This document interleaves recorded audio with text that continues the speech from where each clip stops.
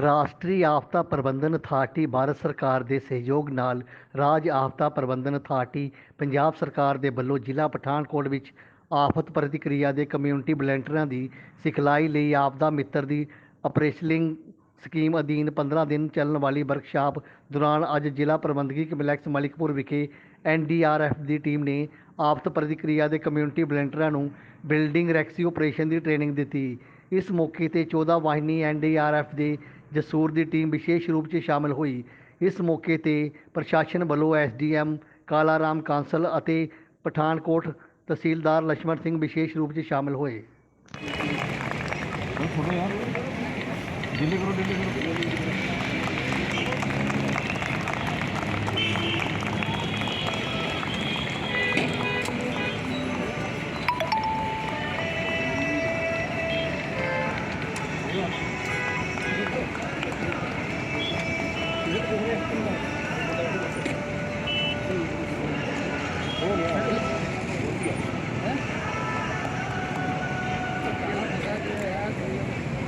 District Pathankot विखे disaster management दे resource person नूं training देने वास्ते NDRF वालों ट्रेनिंग प्रोग्राम चलाया गया। इस ट्रेनिंग प्रोग्राम नूं आपदा मित्रा ट्रेनिंग प्रोग्राम दा नाम दिता गया। इहदे वास्ते 2 बैचेस दे विच ट्रेनिंग सैशन असी ऑर्गेनाइज कीते ने। फर्स्ट ट्रेनिंग सैशन दे विच भी 150 पार्टिसिपेंट्स ने ते सैकेंड ट्रेनिंग सैशन दे विच भी 150 पार्टिसिपेंट्स ने।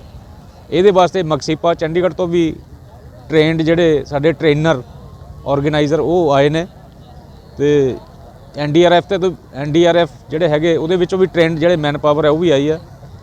ਅੱਜ ਉਹਦਾ ਉਸੇ ਕੜੀ ਦੇ ਤਹਿਤ ਇੱਥੇ ਫੀਲਡ ਟ੍ਰੇਨਿੰਗਸ ਸੀਗੀਆਂ।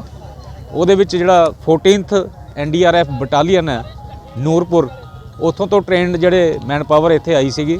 ਉਹਨਾਂ ਨੇ ਪਾਰਟਿਸਪੈਂਟਸ ਨੂੰ ਐਮਰਜੈਂਸੀ ਦੇ ਵਿੱਚ ਡਿਜ਼ਾਸਟਰ ਦੀ ਸਿਚੁਏਸ਼ਨ ਦੇ ਵਿੱਚ ਕਿਸ ਤਰ੍ਹਾਂ ਟੈਕਲ ਕਰਨਾ ਹੈ, ਰਿਪਲਿੰਗ ਟੈਕਨੀਕ ਵਗੈਰਾ ਉਹ ਸਾਰਾ ਕਰਕੇ ਦਿਖਾਇਆ ਉਹਨੇ ਫਿਜ਼ੀਕਲੀ। ਤੇ ਬੱਚਿਆਂ ਨੂੰ ਜਿਹੜੇ ਪਾਰਟਿਸਪੈਂਟਸ ਨੇ ਉਹਨਾਂ ਨੂੰ ਵੀ ਕਿਹਾ ਜੇ ਕੋਈ ਕਰਨਾ ਚਾਹੁੰਦਾ ਹੈ ਉਹਦੇ ਵਾਸਤੇ ਵੀ ਬੱਚੇ ਬੜੇ ਐਂਥੂਸੀਆਸਟਿਕ ਨੇ, ਇਹਦੇ ਵਿੱਚ ਪਾਰਟਿਸਪੇਟ ਕਰ ਰਹੇ ਨੇ। ਬੜਾ ਵਧੀਆ ਟ੍ਰੇਨਿੰਗ ਪ੍ਰੋਗਰਾਮ ਹੈ। ਇਹ ਇਸ ਵਾਸਤੇ ਹੈ ਕਿਉਂਕਿ ਕੋਵਿਡ ਦੇ ਕਾਲ ਦੇ ਦੌਰਾਨ ਸਭ ਨੇ ਦੇਖਿਆ ਵੀ ਡਿਜ਼ਾਸਟਰ ਕਦੇ ਵੀ ਆ ਸਕਦਾ ਤੇ ਉਹਨੂੰ ਟੈਕਲ ਕਰਨ ਵਾਸਤੇ ਜਿਹੜੀ ਸਿਵਲ ਪਾਪੂਲੇਸ਼ਨ ਹੈ ਉਹਦਾ ਵੀ ਬੜੇ ਸਹਿਯੋਗ ਦੀ ਜ਼ਰੂਰਤ ਹੁੰਦੀ ਹੈ। ਉਹਦੇ ਵਾਸਤੇ ਸਾਨੂੰ ਟ੍ਰੇਨਡ ਜਿਹੜੀ ਮੈਨ ਪਾਵਰ ਚਾਹੀਦੀ ਆ। ਟ੍ਰੇਨਡ ਮੈਨ ਪਾਵਰ ਕ੍ਰੀਏਟ ਕਰਨ ਵਾਸਤੇ ਉਹਨੂੰ ਟ੍ਰੇਨਿੰਗ ਦੇਣੀ ਵੀ ਬੜੀ ਲਾਜ਼ਮੀ ਹੈ।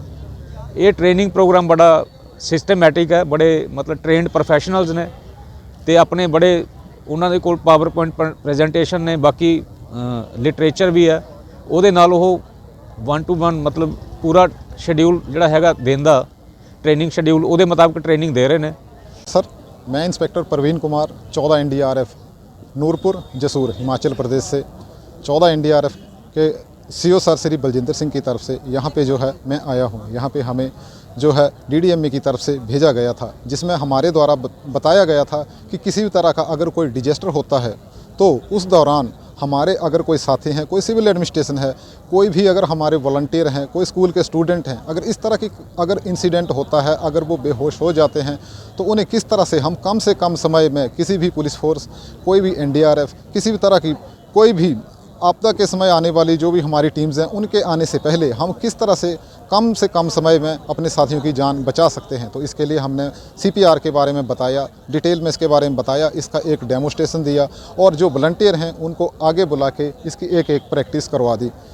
उसके बाद हमने जो है दूसरा डेमो दिया था रोप रेस्क्यू का, कि जब डिज़ास्टर होता है सारे रास्ते सीढ़ियों के बंद हो जाते हैं, लिफ्ट बंद हो जाती है, तो हम कैसे ऊपर से नीचे आ सकते हैं। तो उसके जो है रेस्क्यू टेक्निक बताई और बहुत ही अच्छे जो हमारे यहाँ पे देखने वाले वॉलंटियर थे उनके द्वारा प्रैक्टिस की गई और उन्होंने खुद देखा और बताया कि सर इसके लिए हम जो है लायबल हैं, इन फ्यूचर में अगर कोई इंसिडेंट होता है तो हम बहुत अच्छे से काम कर सकते हैं। जय हिंद। जो आज का जो ये प्रोग्राम रखा गया है ये आपदा मित्र वॉलंटियर्स ट्रेनिंग प्रोग्राम है, जिसमें कि सेंट्रल गवर्नमेंट NDMA की तरफ से और SDMA पंजाब गवर्नमेंट की तरफ से ये जॉइंट प्रोग्राम है, जिसमें कि डिप्टी कमिश्नर्स को डिस्ट्रिक्ट हेडक्वार्टर्स को स्ट्रॉन्ग किया जा रहा है ताकि अगर किसी भी प्रकार की कोई आपदा आती है, कोई इमरजेंसी कंडीशंस आती हैं, जब तक एनडीआरएफ आए या जब तक कोई एयरफोर्स या बाहर से पुलिस आती है और लोगों को बचाती है, कम्युनिटी में इतनी ताकत होनी चाहिए कि वो अपने आप को सस्टेन कर सकें, अपने आप को बचा सकें। और इसीलिए 300 वॉलंटियर्स पठानकोट डिस्ट्रिक्ट में जो हैं वो तैयार किए जा रहे हैं, ट्रेंड किए जा रहे हैं, ताकि अगर कोई इमरजेंसी कंडीशन आती है, जैसे कि फ्लड्स हो गया, अर्थक्वेक हो गया, यहाँ तक कि अगर कोई इमरजेंसी न्यूक्लियर वारफेयर की आ जाती है, टेररिज्म की भी आ जाती है, तो हमारे वॉलंटियर इतने स्ट्रांग हों कि अपने डिस्ट्रिक्ट को वो मेंटेन कर सकें, बचा सकें, क्योंकि एक एक ज़िंदगी बहुत कीमती होती है, एक भी लाइफ नहीं जानी चाहिए। तो और किसी प्रकार की इमरजेंसी आती है, जैसे कोई एक्सीडेंट हो गया, इससे पहले कि पुलिस आए या फिर मेडिकल सर्विसेज आएँ, लोगों के पास इतनी ऐसी ट्रेनिंग होनी चाहिए ताकि लाइफ को वो सेव कर सकें। और जब डॉक्टर आएगा फिर तो डॉक्टर का हैंड ओवर करेंगे ही, लेकिन जब तक डॉक्टर नहीं आता तब तक लाइफ को बचाया जा सके। तो इस प्रकार की ट्रेनिंग जो सी है वॉलंटियर्स को दी जा रही है, जो कि अपने घर परिवार के लिए, अपनी सोसाइटी के लिए, अपनी कम्युनिटी के लिए, सबके लिए बहुत ज़्यादा हेल्पफुल होंगे। और साथ में डिप्टी कमिश्नर ऑफिस जो सा है डिस्ट्रिक्ट एडमिनिस्ट्रेशन के लिए भी काफ़ी ज़्यादा हेल्पफुल होंगे।